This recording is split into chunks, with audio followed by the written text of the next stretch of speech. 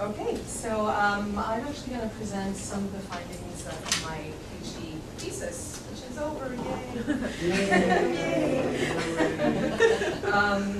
Yeah, so basically my doctoral research aimed to record and analyze how adolescents in contemporary Quebec choose and use elements from different belief systems in order to shape their identities and give meaning to their lives. It also aimed to situate the participants' answers in their historical and cultural context in order to consider what their answer tells us about the evolution of the religious landscape in Quebec society, and also the spiritual and religious dynamics of adolescence. These aims were selected because, from what I have seen when I started my project, scholars have actually rarely investigated in Quebec how young Quebecers make sense of themselves and the world around them within a society that defines itself both as secular and inclusive. Although I suppose that could be debated, but let's not get into that. So, finally, it also explores the emergence of spirituality as a concept that is distinct from religion. I'm not going to cover all of these points today. I'd rather focus on religious and spiritual and identity issues. So the study consisted of basically in-depth interviews with 17 teenage participants. The study basically directly addresses questions of meaning with the adolescents instead of conceptualizing adolescence as a problematic passage in life. And it sought to hear their voices on matters that directly concern them and which they're not often asked about. It is also built on the premise that adolescents can think for themselves and have valuable information to contribute about their own identity and religiosity, and also envisions them as able to make their own decision and having worthwhile ideas. So in terms of specific questions, the first one was that I was wondering, in an increasingly multi-religious society like Quebec, what spiritual or religious elements do young people use to give meaning to their lives and their world and to build their identity? The second question was to what extent are adolescent systems of meaning an amalgamation of different religious traditions and thought systems? If there was any circulation, transmission, or appropriation of religious elements between adolescents belonging to different belief systems or religious traditions. Third, how do adolescents from a francophone, culturally Catholic background assimilate information about people from different religious backgrounds, especially those most visible in Quebec? Actually, that question is actually is kind of Peter's fault, because when I started my PhD, I was working for him for the first section of the project, and I realized that there was a fair amount of literature on second generation and immigrant youth, but that the opposite, especially in the Quebec context, there wasn't really that much recent literature about that. It was older stuff from the 70s and the 80s, but nothing terribly recent. So that's one question that popped out.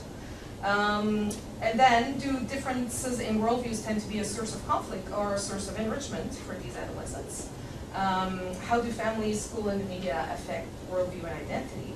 And last, are increased tolerance and understanding of religious diversity fostered by involvement with the Ethics and Religious Culture program, which is a fairly new, which I'm sure most of you are aware of, program that has been implemented in Quebec since 2008. It's very similar to some of the programs in the UK, for instance. So in order to participate in this study, adolescents had to be between the ages of 14 and 19. Initially, I wanted to stick with high school, but recruitment was very difficult. So I extended my limits to adolescents who are also in CEGEP, which is the college years between high school and university that we have in Quebec. So they had to be born in Quebec, as well as their parents, so as to be somewhat, I guess, culturally Quebecois, and attend a high school or CEGEP in a regular program. So I wanted to have fairly average adolescents, and of course have French as their first language. So the data was gathered, as I said, through individual semi-structured interviews, which were based on an interview guide mostly composed of open open-ended question, and the data was gathered between December 2010 and May 2012. And then the answers were analyzed using grounded theory methods, which allowed themes to emerge from the data. All right, so participants themselves, 17 participants, 9 girls and 8 boys, who were between, as I said, 14 and 19, but a mean of 16, so most of them were towards the middle. Most of them were from the Montreal area. Only 2 were from, one from the countryside and one from suburbia, but the rest of them were from Montreal. Again, I tried, but I would have liked to go like to Saint-Jean or to Gaspésie, but it didn't happen, so next project. And yeah, their parents, however, came from all across the province, so that was interesting. So their parents were not all born and bred in Montreal for 6 generations. Actually, most of the parents were from different areas from the province, so that in itself is interesting as well. And they came from a very wide variety of socioeconomic backgrounds. So some were very upper class, some middle class, some very low class as well. And also the school institutions that they attended reflected that. So 11 were enrolled in public schools, 4 in private schools, and 2 were in CEGEP. So in terms of the findings, certain questions actually yielded very well-defined themes and answers, and others gave no significant data. So I guess we're not going to focus on that last category for today. In terms of religious identity, 12 of the 16 participants, sometimes there's a few questions that were not answered, they were asked to everyone because of time considerations or technical problems. So every now and then you'll see that there's like one missing. So that's just want to explain the numbers here. So for that question, I had 16 participants that answered. So 12 of them said that they were atheist, agnostic, or non-religious. Initially, when I conceived this project, I wanted to have to do sort of a typology of meaning, a typology of belief among these adolescents. So I was hoping to find adolescents who had different beliefs, a little bit like what Peter did. But actually most of them were non-believers. So again, because it's a very small sample, it's not. I don't know to what extent it really is representative, but it's striking that so many of them actually identified as non-believers. So 7 identified as atheists, 2 as agnostic, 2 as without religion, sans religion, and 1 as laïque. Unfortunately, I didn't push very far to actually see what they meant with these words, but that's what they self-identified as. 2 identified as Catholic, and 2 were unsure. They were still. The jury was still out on that one. The participants, they described their own parents as generally atheists, either non-religion or, in a few cases, non-practicing Catholics. One really interesting point is that quite a few of them mentioned their grandparents who were practicing Catholics. And it was a characteristic that they seemed to admire and to be interested in. That wasn't even in my questionnaire. It just popped out, and there seemed to have been like a sort of a skip in generation for some of them who really saw that for some of their grandparents having faith helped them through some difficult time and helped them being resilient, and was something they really admired. Yes, in terms of national identity, the answers were so anonymous that it really underlines a clear identity among these participants. They all, first and foremost, identified as Québécois. Interestingly, 2 participants said they felt more Montrealers than Québécois. So that might want to explore that eventually. All right, and in terms of diversity itself, so the participants were exposed to a great amount of cultural and religious diversity in their educational and social circles, but not so much in their family environments. Most of them attended schools where students came from really wide variety of backgrounds, which of course reflects the recent immigration patterns in the Montreal area. The main ethnocultural groups at the participant schools, according to them, were Asian, especially Chinese, Haitian, Arab, with no further specifications, Russian, and Québécois. In terms of their friendships, ethnicity didn't seem to have a great impact on their choice of friends, except for 3 participants who attended a school with very little ethnic diversity. It was a small art school. they all had friends from really varied backgrounds, and personal affinity really seemed to override cultural differences. But a divide appeared in terms of religion, because 9 participants said that all or most of their friends were atheists or non-religious, even if they were from a different ethnic or cultural background.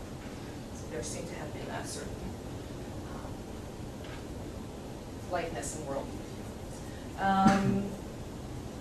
And all the participants except one said that relations between the different ethnocultural groups were generally cordial at their schools, and that they were personally comfortable with this diversity. However, 4 participants seemed more comfortable with their friends' diverse background, so with people they knew, than with diversity in society at large.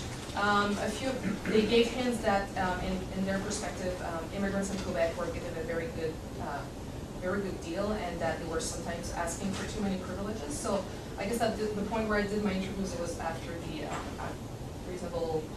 the Commission on Reasonable Accommodation, but it was before the whole debate we had last year on the charters of values and serving between these two events. So again, there's, I guess, a question of also the impact of the media on what they were thinking in that section. So one last thing, although most participants reported that Quebec culture was seen as warm and welcoming by their immigrant classmates, 2 of them reported that at their school, being from an ethnically Quebecois background was not considered cool. And 2 others mentioned that at their school, speaking with a Quebec accent was actually seen negatively. So although the participants also said that they sometimes talked with some friends about religion and questions of meaning, there seemed to have been really little circulation or a perception that they have through the media. And for instance, the Dalai Lama has this wonderful laugh and smile, and so it's just this person, I guess, that they could relate to more than other religious leaders. Also asked them to define what religion and spirituality were. I didn't actually give outright definitions for these terms. And from what they told me, their definition of religion can be classified in 3 categories. So the first one is that they saw it as a set of beliefs. So a mental construction that is irrational and that people choose to believe in. So that was the first definition that popped out. The second, as an answer to existential questions. So a way to answer questions about death and suffering, which was seen by some participants as positive if it helped people in times of need. And third, as a form of social control, a tool used by some individuals or organizations to gain control over people, taking away their freedom of religions. So the communal and ritual aspects of religion were notably absent from their definitions. As for spirituality, participants perceived it as more positive than religion. They made a clear distinction between religion, which they saw, as I just said, as a collective, dogmatic, external force, and spirituality, which was perceived as authentic, fluid, and more suited to individual needs. Their definitions can be classified in 2 categories, either as spirituality as an individual choice, a path chosen by someone to foster personal evolution, or as a fluid and more permissive path than religion without dogmas and institutions. So although none of them actually described themselves as spiritual, they were open and comfortable to the fact that this option was available to them if they needed it. And finally, the participants did not believe in a God of higher power and held no beliefs in supernatural elements, except for aliens. Which points to sort of this strange saliency of the scientific perspective, but mixed with elements of popular culture. So but they found like germs on other planets, so that's extraterrestrial life. It's proof. Like, okay, I guess I missed that in the news, but they were the vast majority of them were very strong on this point. In terms of giving meaning to their life and world, the participants rarely used religious or spiritual elements, such as beliefs or rituals. Rather, it was a humanistic and communitarian ideals that shaped their meaning-making strategies, with an emphasis on social justice, family, and friends. So just a few more points to conclude. The participants' worldviews were shaped through a variety of interactions, but their parents were the cardinal influence. I guess typically